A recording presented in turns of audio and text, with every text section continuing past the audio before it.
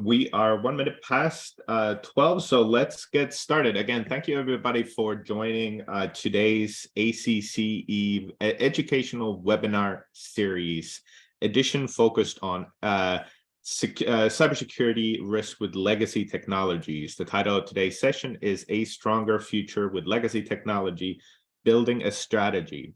A great team sharing here insights and information to you today. Next slide. ACC gratefully acknowledges the sponsorship of this webinar by Medigate.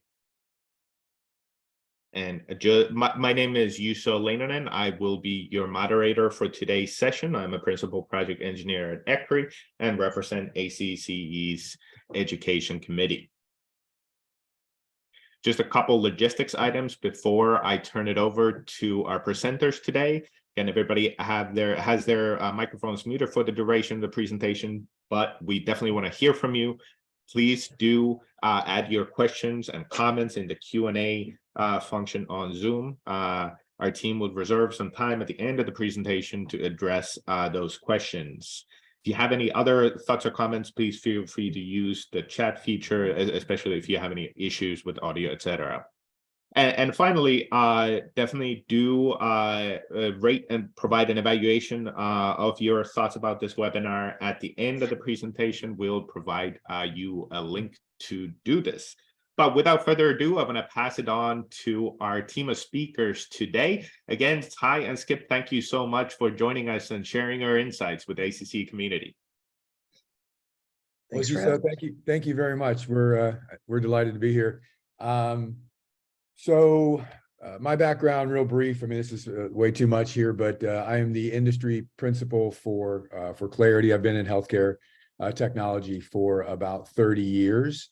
And I participate on the 405D task group that has produced the healthcare industry cybersecurity practices, as well as the document we're going to be covering today. I was very honored to even be a part of that group.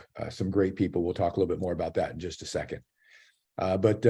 Skip, I think that we're really going to be leveraging real world experience from you and the journey you've been on today. Can you just take a little bit more time and before we jump into the document and how the different sections apply to real world activities, rubber meets the road stuff, let people understand what your journey's been so they can appreciate the answers that you're going to be providing.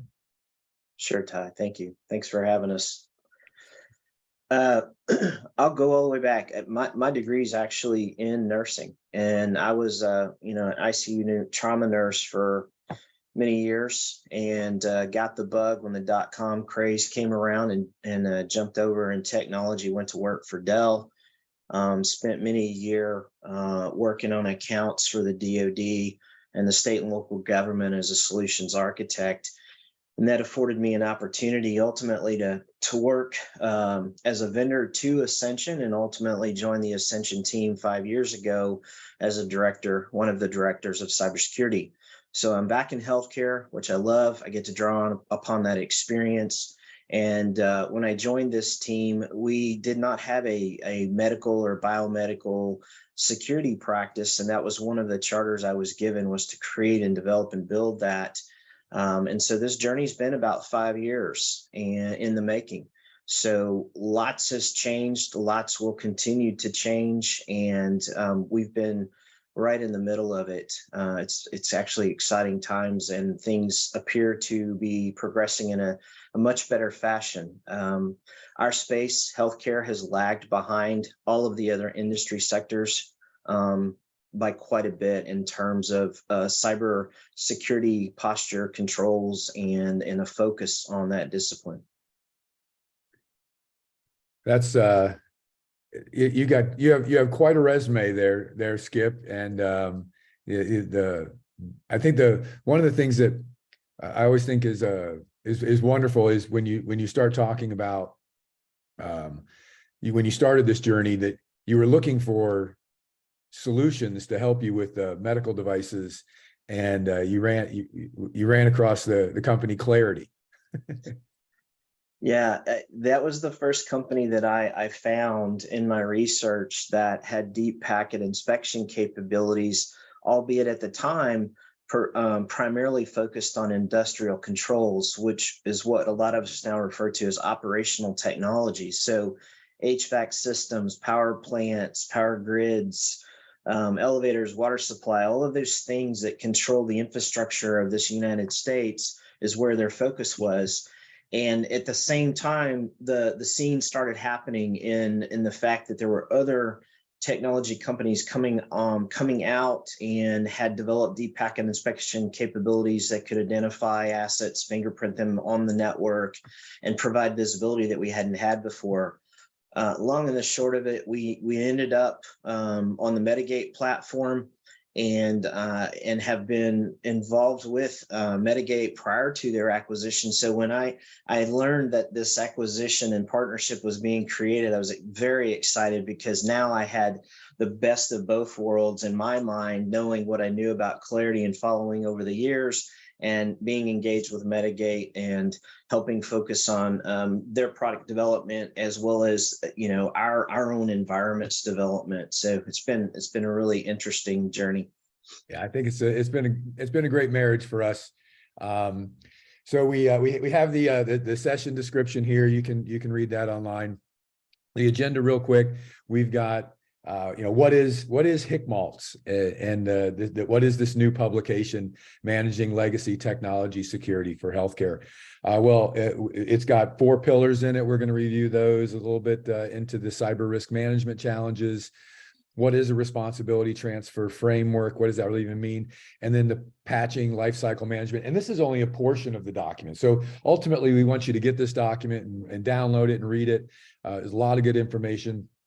But this is probably as much as we can cover from a content perspective in one session. We talked about Clarity, just kind of the shameless plug on who we are and what we do. We'll do that. I'll do that real quick. But basically, we've been best in class 3 years in a row, and a lot of that is, but basically what Skip was talking about was deep packet inspection, where we're actually come in and do device discovery, and that device discovery is a passive network monitoring type of discovery, and we're reading the packets of information. A lot of vendors out there try to use machine learning and AI to do that, and while they, that's okay, it's really, that technology is best suited for natural language processing, like ChatGPT. What we use is deep packet inspection, where we actually have to write the parsers to go in and read the entire packet, which gives us a ton more data, and visibility is everything. Hopefully you'll understand that by the time this presentation is done. But so we get a great deal of visibility on the devices, and then in pink, those are really what we do with them. We're able to tell what devices have risk, the criticality of what the vulnerabilities are to those devices, and help you manage those.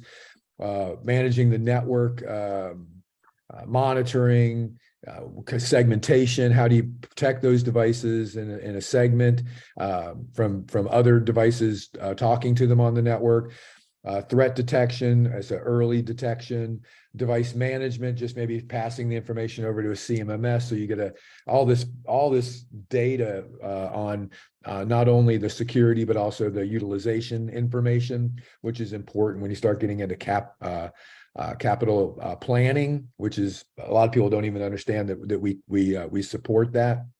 And then lifecycle management for whether you're procuring the device or disposing it, and then just intelligence on the overall device and its lifecycle. But down at the bottom, you'll see that we do all the different device types. As Skip was saying, Clarity was great at building management systems, where we focused, Medigate always focused on healthcare. And so we are, 3 years running the best in the industry on healthcare for this technology. So, but with that, kind of jumping in here, there's a lot of regulation and legislation going on, just to kind of frame from a high level what's going on and how that even applies to Medigate. you can see I made a column there for our functions, but then here, across the top there's a number of different initiatives at a national level, where the 405D is really, if you think about it, is a best practice for cybersecurity for hospitals. If you haven't looked up that document, you can just look up Healthcare Industry Cybersecurity Practices, or HIC-MaLTS, as we like to call it, HICP. And it's got a whole section in there on medical device security. There's a new update coming out on March the 28th. The bad guys keep on advancing their techniques and tricks, and so we need to update that document as well. March 28th is a new version of that coming out. A whole lot to be said about medical device security in that. Senator Warner came out with a document basically talking about what's probably going to be legislation coming soon, called Cybersecurity is Patient Safety. And so we aligned to a lot of those sections. He has a lot to say about medical devices, maybe an incentive program coming out. HIC-MaLTS is the document we're going to talk about today. The FDA has post-market guidance, but with the Patch Act being passed in the omnibus bill that gave the FDA new powers back in December, the FDA is now going to be talking about requiring from medical manufacturers an SBOM. They're also going to be requiring updating and patching and better lifecycle management. And the idea is probably, the guidance that they've been putting out on that is really what the rulemaking is going to end up looking like. So we play in all those areas. And Skip, I'll turn it over to you here. So how do you see this environment, and how is this affecting your business, and how are you paying attention to it? What does it mean to you? Well, I think, first of all, I like to try to dissuade people from grouping medical device into its own category, and to think that it's a foreign, scary thing. It's still technology. It serves a specific purpose, no different than a server or workstation. So looking at it through that lens, you then say, what are the traditional cybersecurity frameworks and controls that you want to apply to those systems, to that ecosystem? And then when you start to look at each of the various documents here and where they're going, they all reaffirm that approach, speaking specifically again to the med device space, and more to the accountability, not only of the healthcare delivery organizations, which we're going to talk about in HIC-MaLTS, and probably we're going to see a lot of at Warner coming up, but also for the med device manufacturers. And that's where that Patch Act is really going to be interesting, when we start to understand the amount of rigor or accountability that the FDA will actually apply to the manufacturers, and what it will mean in the long term for us and them in terms of improving that methodology, which in some cases is quite lax, and in others, there's vendors that do a great job at it already. But all the categories down the left are everything that we have to understand. If we think about our CIS controls, which is a function of the NIST framework, control number one is inventory, asset inventory. Everything starts with understanding what you have and being able to evaluate it. From there, you can build software inventory, and ultimately you get to vulnerability management, which is CIS control 3.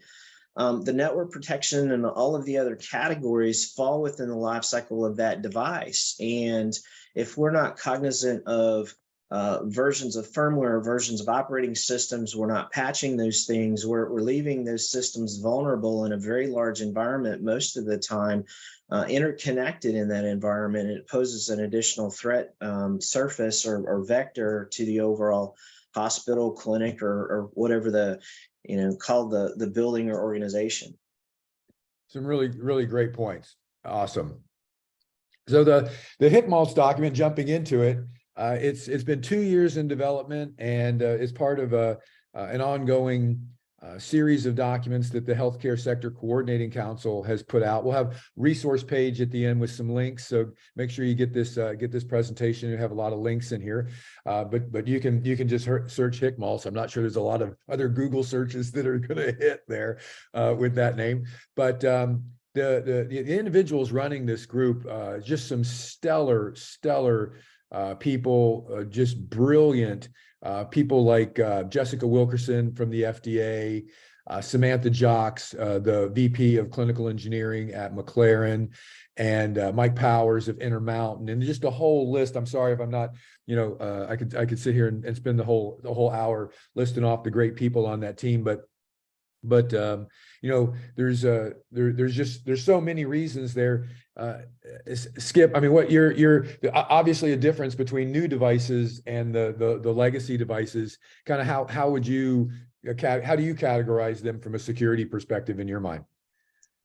I often refer to it as the as is and to be when I make conversation inside. So there's what we already have, that's the as is. And historically, medical devices have been invented and built with the intent of having a very long life.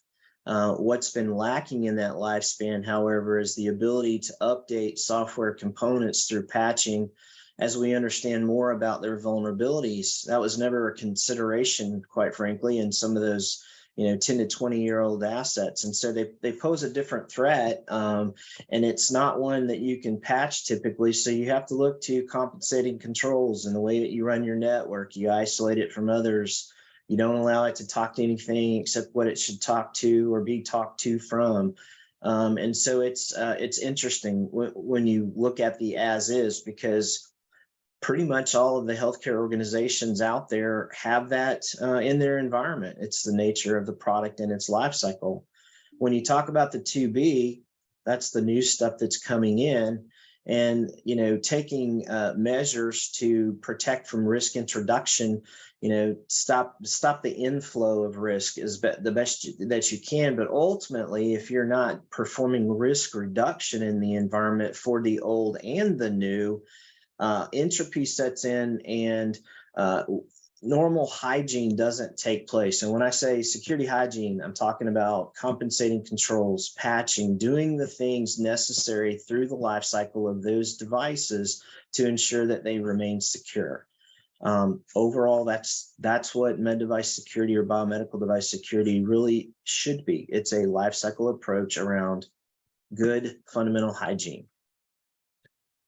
Awesome. And the legacy devices themselves, the IMDRF has a definition of, legacy medical devices being the devices that can't be reasonably protected against current cybersecurity threats. And as this document is constructed, we really went through an approach that we want to take a look at it, not just from the HDO, but also from the MDM. And so they have very different ways of looking at what is a legacy device and how they're managing the devices within their control. So where the end of life, end of guaranteed support, end of support are very important. The components, and then are those components supported or not supported, and being defined as the SBOM that we're going to, which is soon to be mandated by the FDA from the MDMs.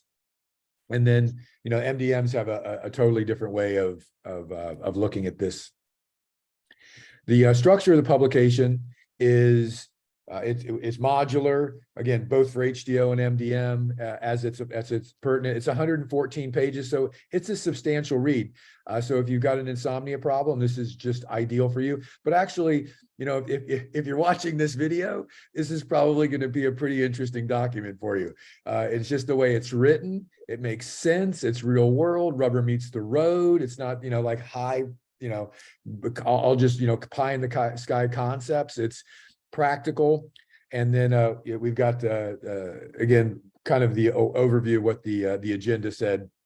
We're going to be going through some of those. So with just jumping right in on the core pillar one is we jump into this, we're going to talk about governance is the first core pillar. And here's some of the concepts that you can read about in the document. But Skip, what do you think governance is?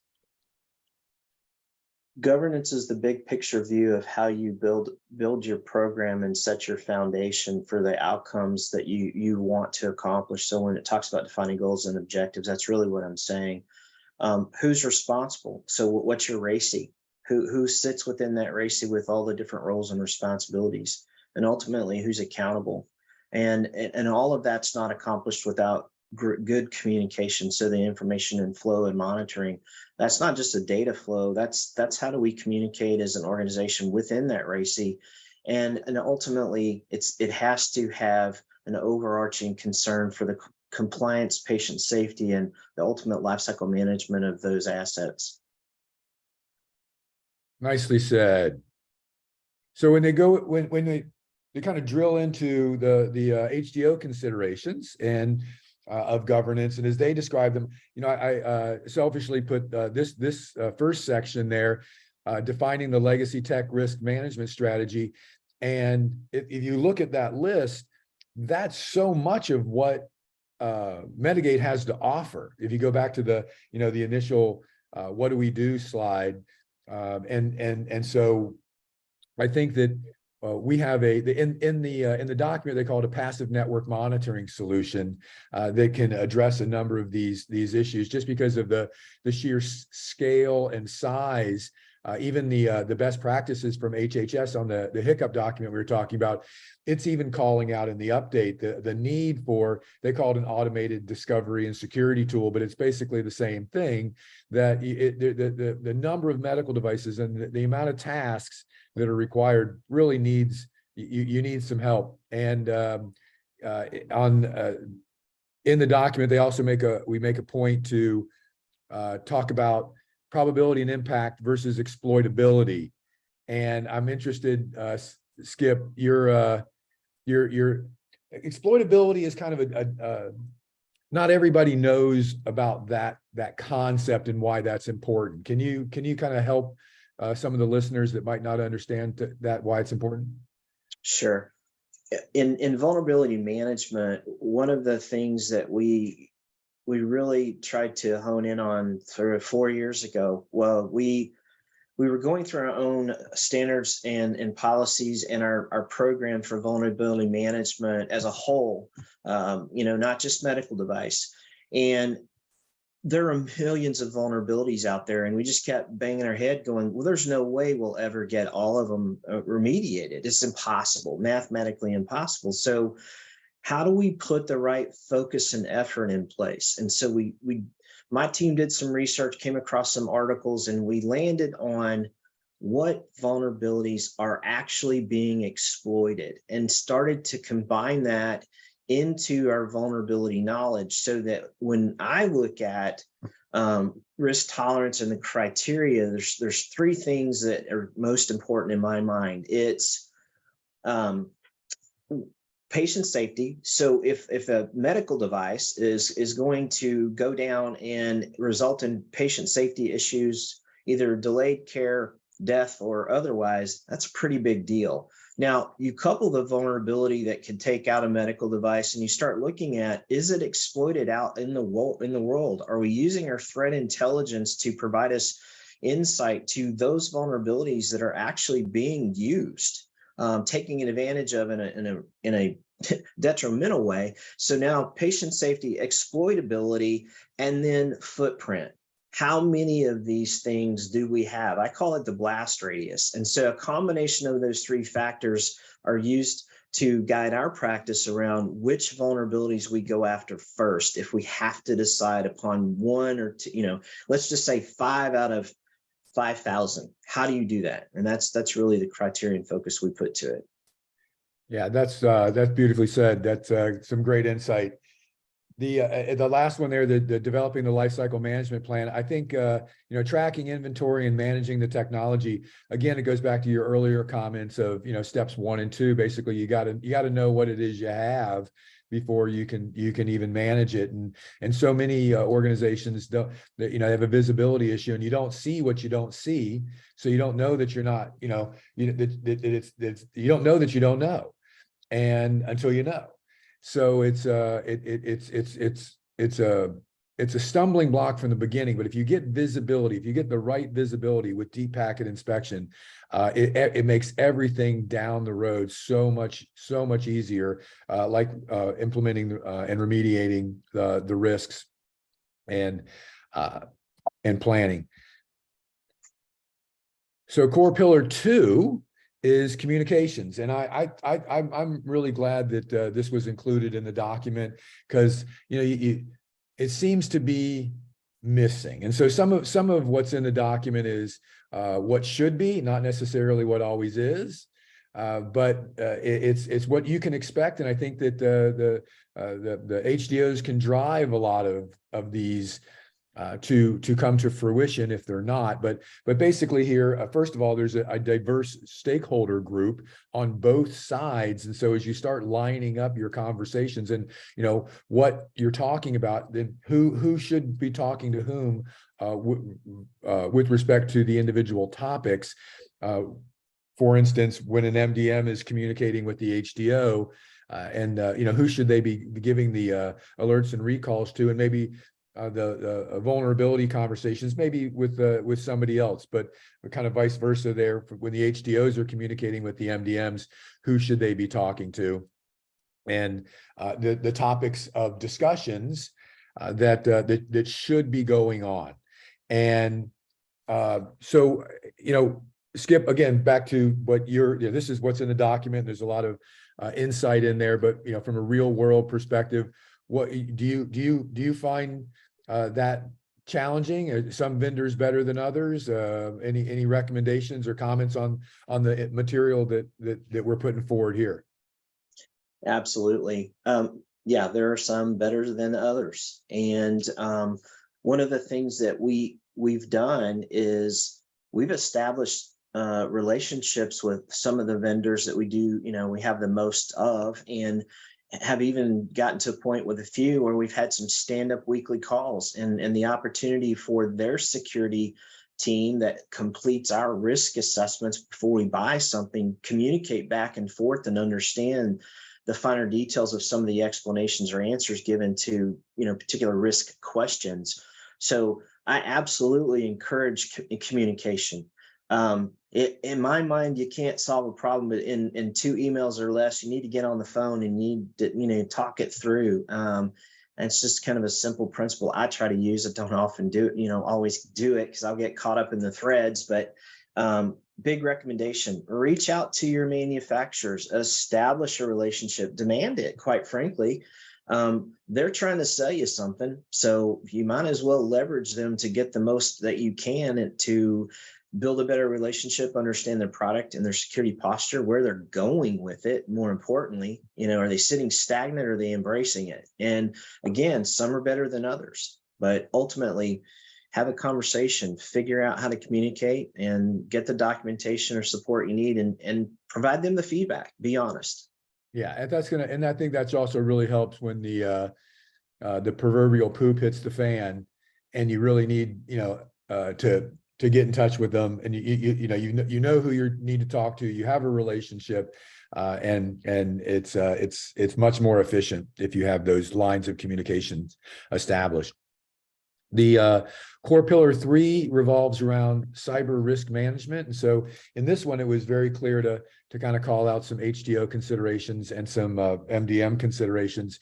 But again, here the recommendations are around having some sort of automated tool like a Medigate to help with many of the functions that are just daunting at scale. But also, I would say that there's everybody talks about doing more with less, right? Well, I think it's probably more doing more with what you got.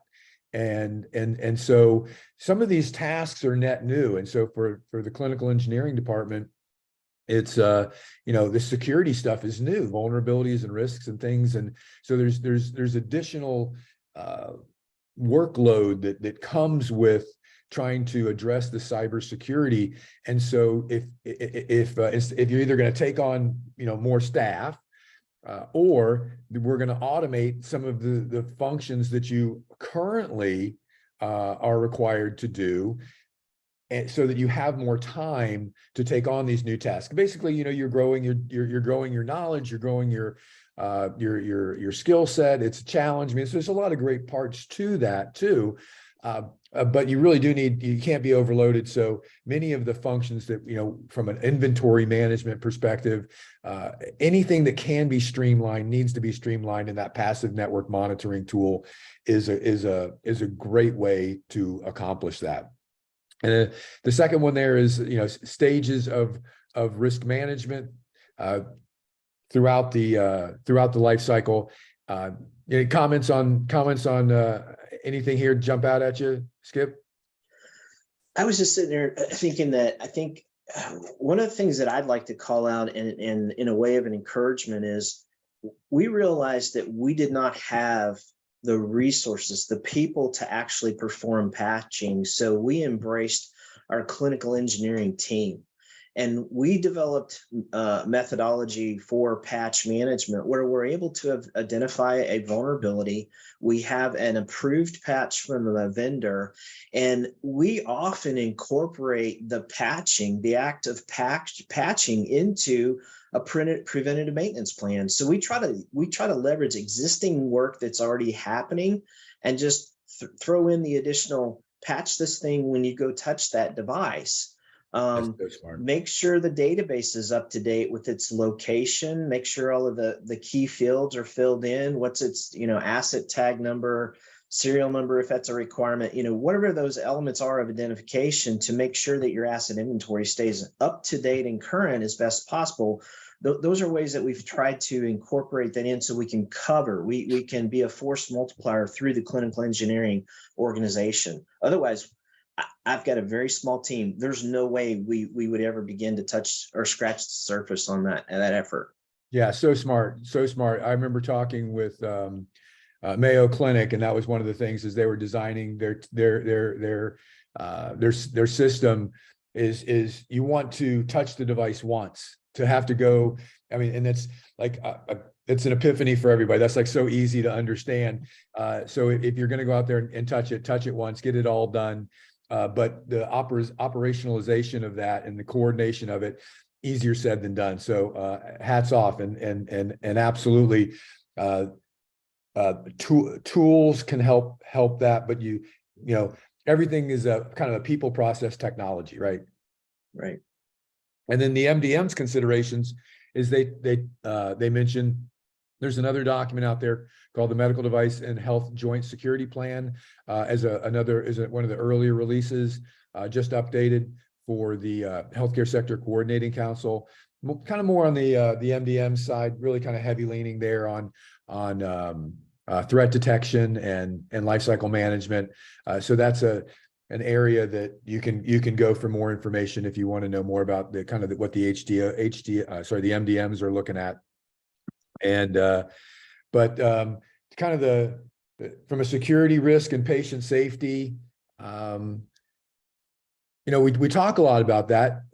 Skip, is how does your organization view security risk and patient safety? Have they made the correlation there?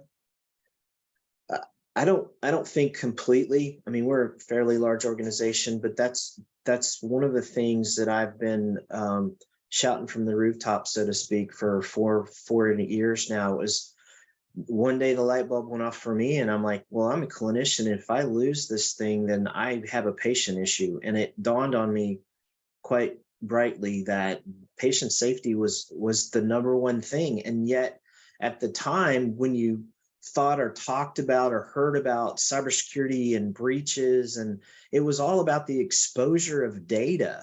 Yeah. And it hadn't transcended or moved into that exposure risk could equal patient safety concern.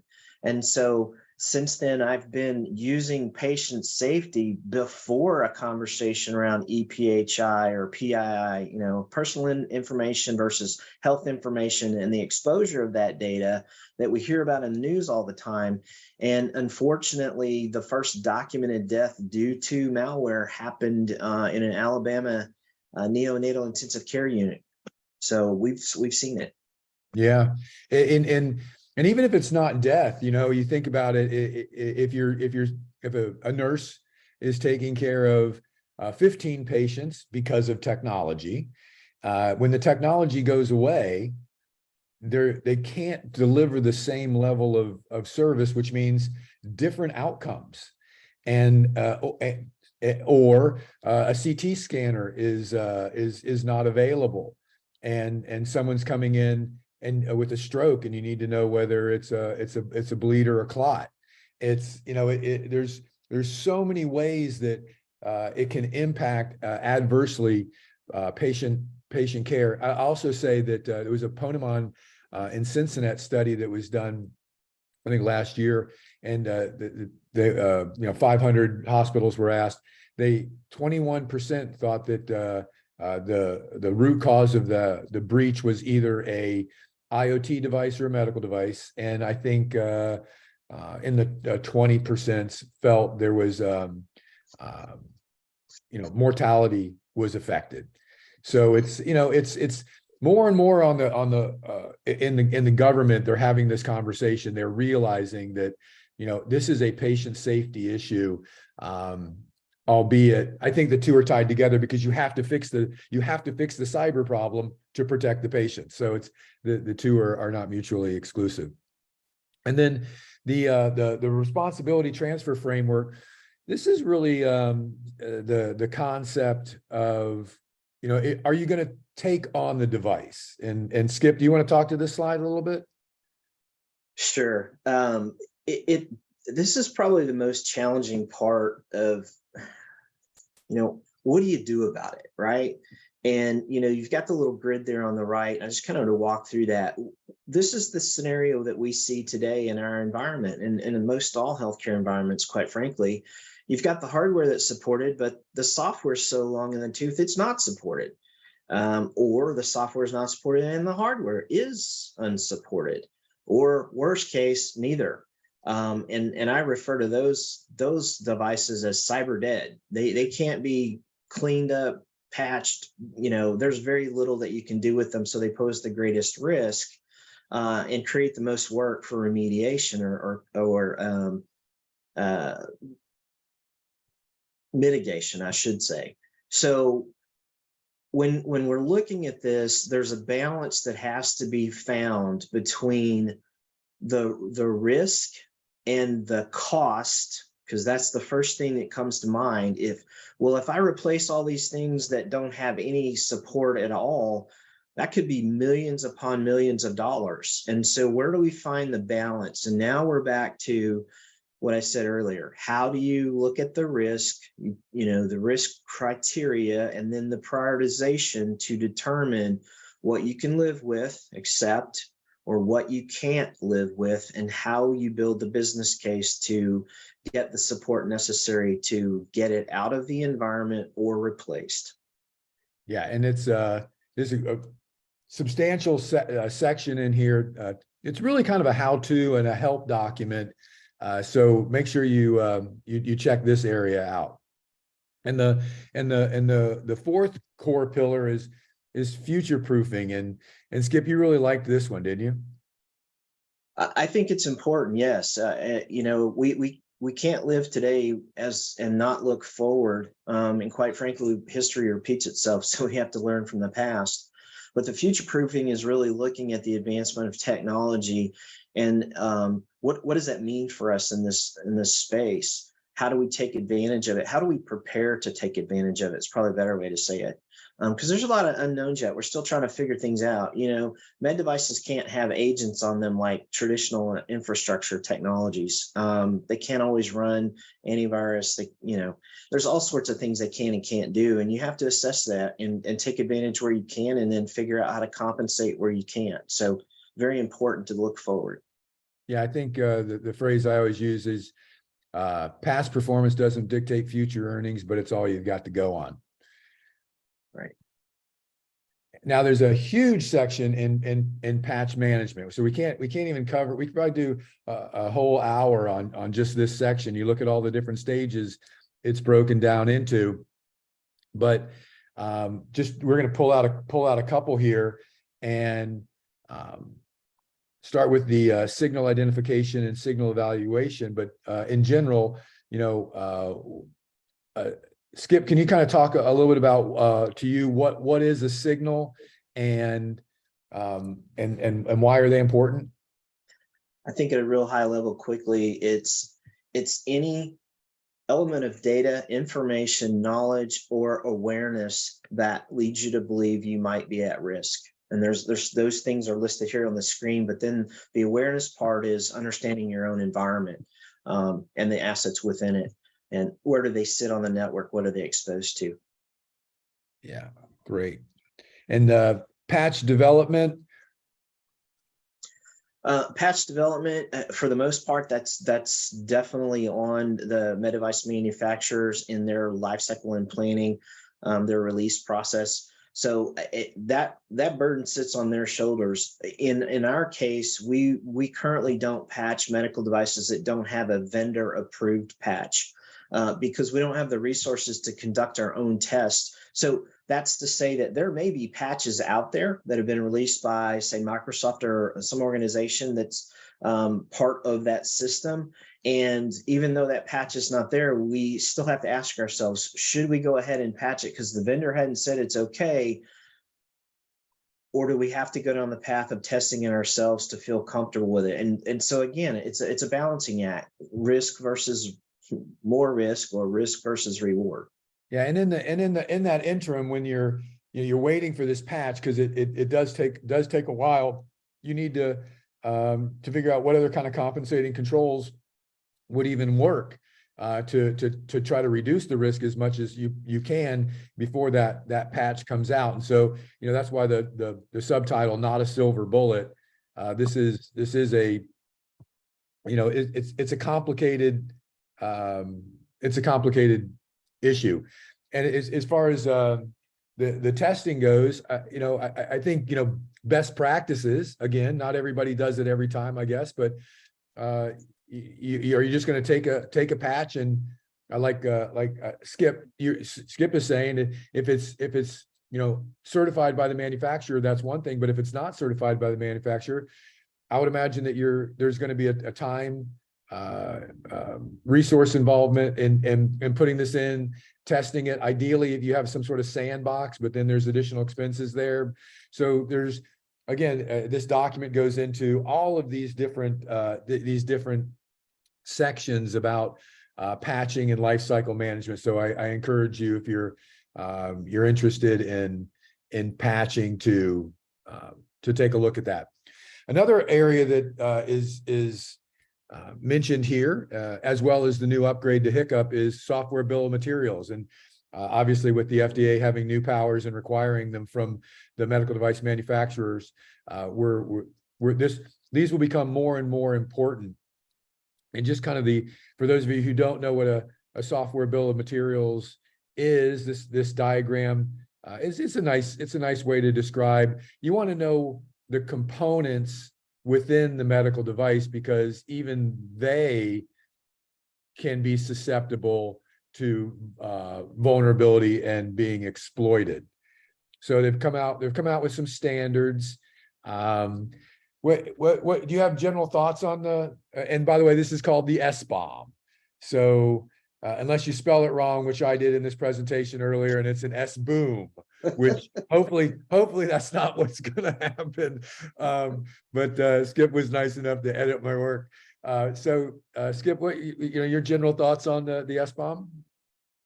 I think overall it's a good step in the right direction. There's been some pretty heated arguments that I've been witness to around not having this information disclosed, because then it might give the hackers a leg up. Well, unfortunately, if they kind of already know this stuff, if they're coming after you.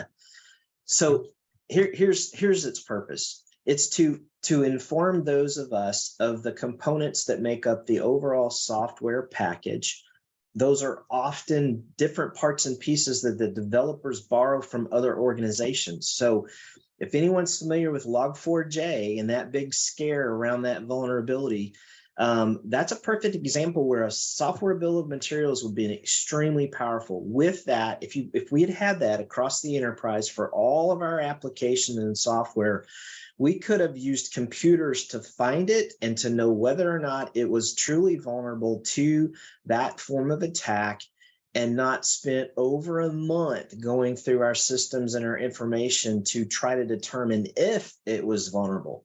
So that's the intent, to be able to look at the code and know whether a vulnerability applies or not based on the entire makeup of that software bill of materials. Right. And everybody's throwing around the word resiliency. Oh, we need to be resilient. We need to be, and I think this kind of goes to that, which is you want to be able to assess your environment, see what the risk is, see how that risk impacts your environment, the devices in your environment, and the way that you're currently defending, and then pivot and make changes so you can protect yourself. Because kind of building on everything Skip was talking about, he knows that these vulnerabilities are being exploited, and he has that vulnerability in his environment.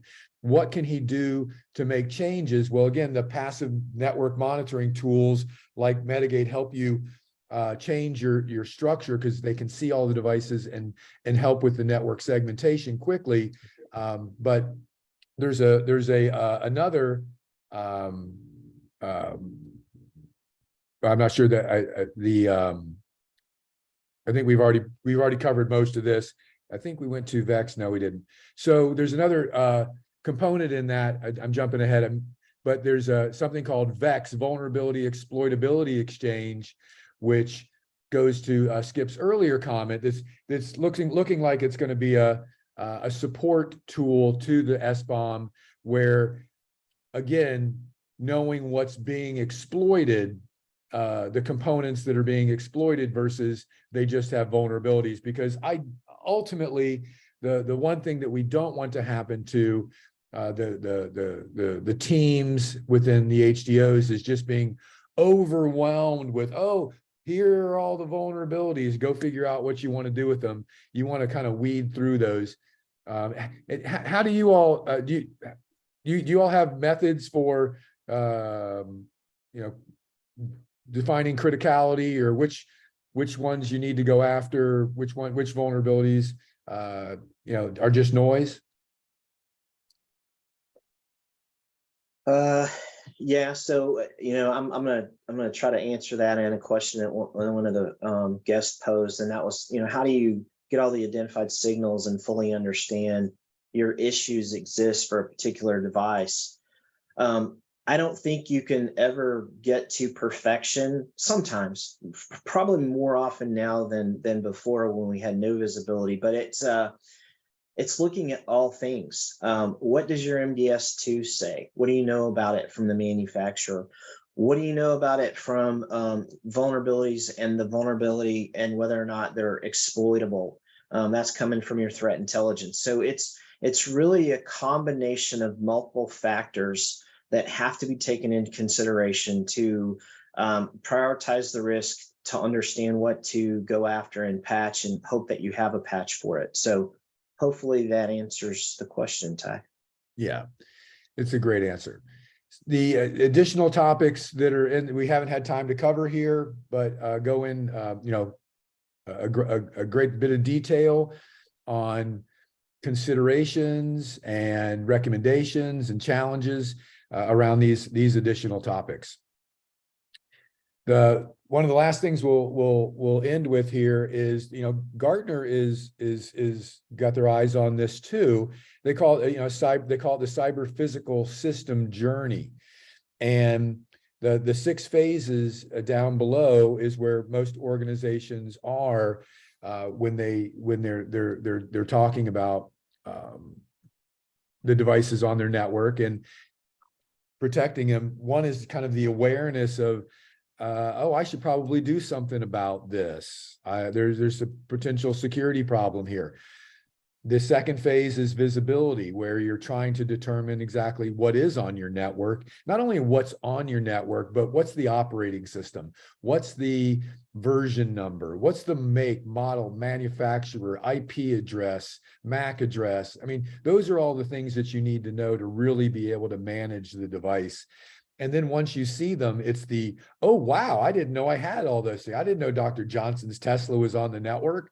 But really there's also a oh no moment, because now you've got to do something. I didn't know I had those 10,000 devices or those 5,000 devices. I didn't even know they were on my network, let alone I got to do something about them now, which gets you into firefighting. Then you integrate into the existing IT security stack, where the vulnerability management tools, the network software, the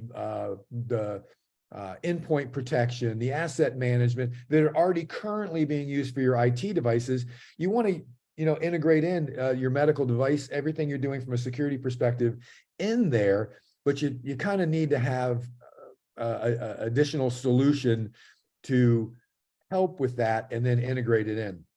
So as we talk about where everybody is on the journey, here IT devices are on phase 6.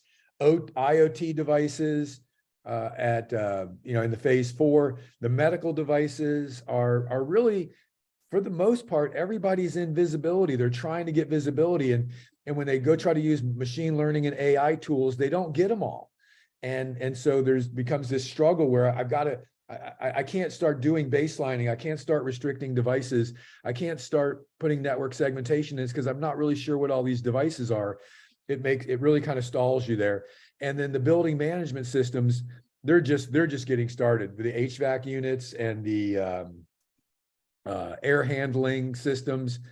Skip, I mean, what would you say that those are important from a cybersecurity perspective as well? I think they're very important. Those systems are, if you really want to talk about legacy, those systems tend to be legacy in the sense that there are advancements that they've made technologically, but again, security was never a function of thought. And so if you think about a hospital, you might as well call it a small city, because it has all of the infrastructure that a small city has, electricity, water, filtration systems, elevators, all of the things that go into moving people, sustaining life, and controlling the environment. And if you look at some of the biggest breaches that have happened, Target being one of them, the hackers came in through the AC unit, got on the network, made their way through, and ended up on their point of sale systems and extracted all the credit card information. Same thing applies to hospitals. It's definitely a threat surface, and one that we're paying very close attention to. Yeah, you think about taking a health system or a region down in Arizona, just take out the air conditioning and the elevators in the summertime, and you're going into emergency triage pretty quick. So it's that affects a whole lot of people, and not just one medical device. So so everybody needs to kind of determine where they are on their journey here. So don't feel bad if you're still working on visibility. You're in good company. Skip is an outlier. He's thinking ahead, and Skip is much further down the pathway. And I'd like to think a lot of it is because, well, one, you had the wisdom to get Medigate early, but it's definitely helped you move down that journey path. Would you say? Absolutely, without exception. I knew, no matter what, didn't matter who the vendor was going to end up being, we had to have the ability to fingerprint, to understand very quickly what was in our environment, because at the time, I could only estimate about 30% of it based on the telemetry we had from our IT technologies. And yet I knew network traffic and the number of IP addresses issued, on a daily basis were, just unbelievable. So it's like, well, I know about this many, but what about all these other things? What is this? So very, very important to gain visibility. Everything starts there, and then it turns into an inventory and moves along that pathway of maturity. Great point. So we've got in the document, we've got the technical resources. If you want to just know more about the Health Sector Coordinating Council, here's a link to the HIC-MaLTS, the Joint Security Plan, which is more about cyber risk for MDMs. Senator Warner's 17 policy considerations. I mean, he's talking about updating HIPAA, cash for clunkers, maybe an incentive program, maybe something like meaningful use for legacy devices. They're talking about basic cyber hygiene. You know, what does basic cyber hygiene look like? And then the White House just put out a document that's really putting more responsibility on manufacturers for creating secure devices before the hospitals, or really generally in all areas, get them. So strengthening the cybersecurity posture. If you want to know more about the best practices, you can see Hiccup. And then there's a new document out as well. Maybe we'll do a podcast on that at some point, but it's the NIST cybersecurity framework specifically for healthcare.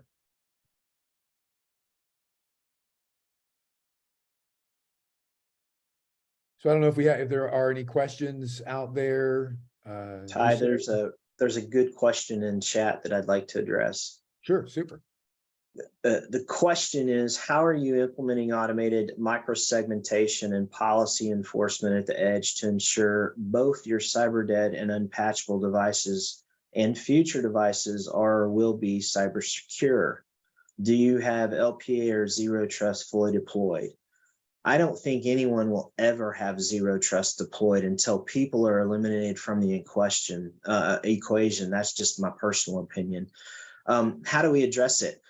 Medigate has some very powerful tools already built in that provide, through its understanding of traffic patterns, ACLs, ACLs, and policy enforcement capabilities through integrations of network access control systems. So you can leverage the power of Medigate in conjunction with your Cisco ICE, your Forescouts, your FortiGates, through your firewalls and your switches, and use it to inform or provide the right code, if you will, to eliminate any communications pathways, and in essence, virtualize your microsegmentation without really re-IPing any of your assets.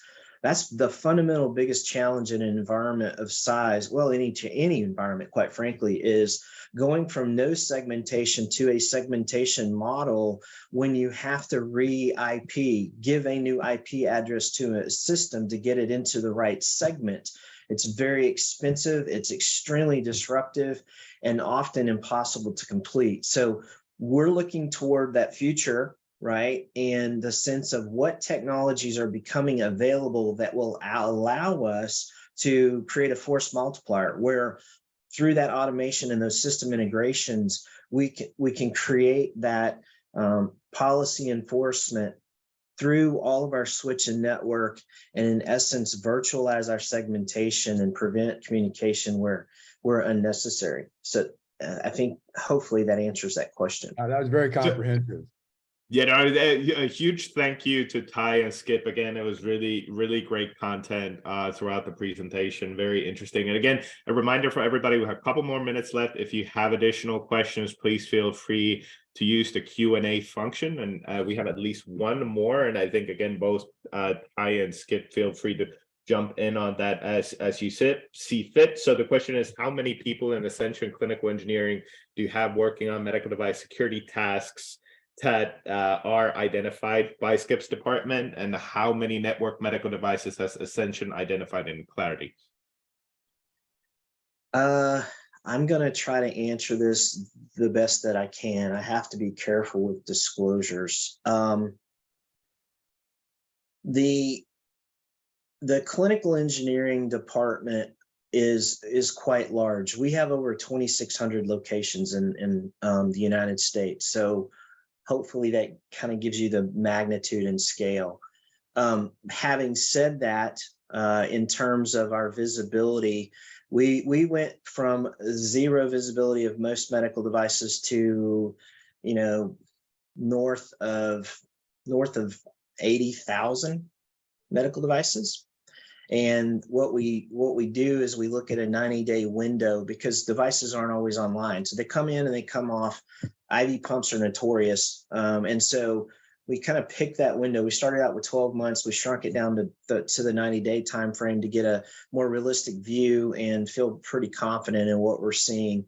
I would say that one of the key factors in knowing that you're seeing all things, and we learned this through trial and error, is in the configuration of your flow from your core switches to any deep packet inspection technology. If you don't get it all, you won't see it. And so you've got to work very closely with your network engineers in setting up your spans and the methods that you have to use to get that traffic into a Medigate technology. Thanks, Skip. And it does look like we're a little bit past the top of the hour. I wanted to give a huge thanks for Ty and Skip for sharing your insights with the community today. And again, thanks for everybody attending. Just final reminder, please do use the link to submit your survey responses regarding this session. We would love to hear from you. Again, thanks everybody for attending, and looking forward to have you attend a upcoming ACC educational webinar in the near future. Thanks all. Thank you. Appreciate it. Much.